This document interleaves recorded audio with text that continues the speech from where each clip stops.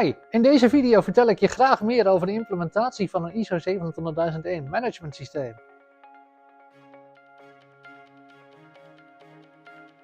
Stap 1. Je begint allereerst met een contextanalyse. In een contextanalyse ga je kijken hoe bestaan wij als bedrijf nou in de markt en wat voor in- en externe invloeden zijn er nou op ons als organisatie. Dat kan bijvoorbeeld in de vorm van een SWOT-analyse of een D-step-analyse.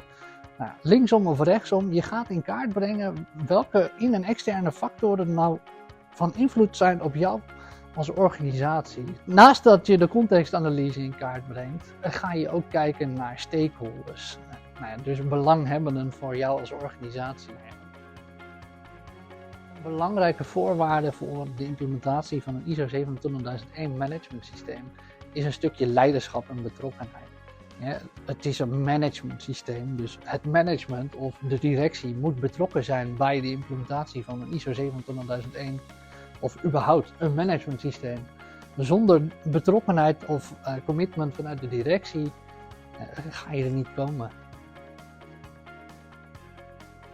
Vervolgens, als jij een stuk commitment hebt, je hebt de context in kaart gebracht, ga je kijken naar de risicoanalyse.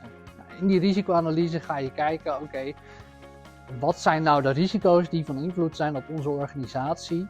Waarschijnlijk heb je ook al een aantal risico's geïdentificeerd vanuit jouw context- en stakeholdersanalyse. Dat neem je mee en dan ga je vervolgens kijken naar wat is er nou van impact op onze organisatie. Dan ga je vervolgens kijken, dit risico, vinden wij dat acceptabel? Waarschijnlijk niet, want anders had je hem niet opgenomen. Wellicht ook wel, dat is even aan jezelf. Maar mocht je nou zo'n risico niet acceptabel vinden, dan ga je waarschijnlijk over tot het behandelen van het risico. Je gaat zo'n risico implementeren, je gaat een maatregel bedenken en vervolgens zegt de norm dan, vergelijk die maatregel die jij hebt genomen, is het met onze bijlage A. Want wij zijn ISO, wij hebben hierover nagedacht. En kijk eens of je niet nog eventuele maatregelen vergeten bent.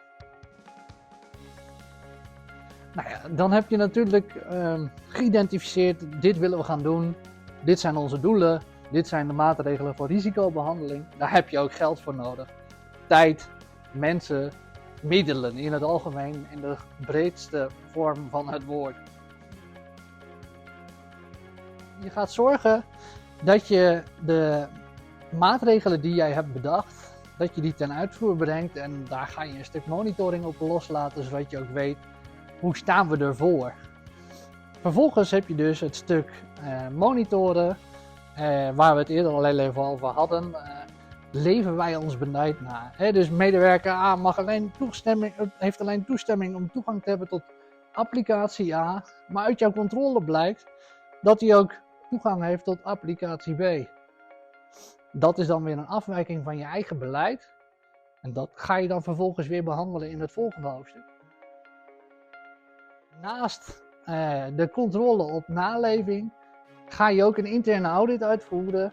Dat is een extra stap die je neemt om een stukje naleving te toetsen. Tevens ook een verplicht onderdeel. Wil je nou nog meer informatie over het implementeren van een ISO 27001 management systeem?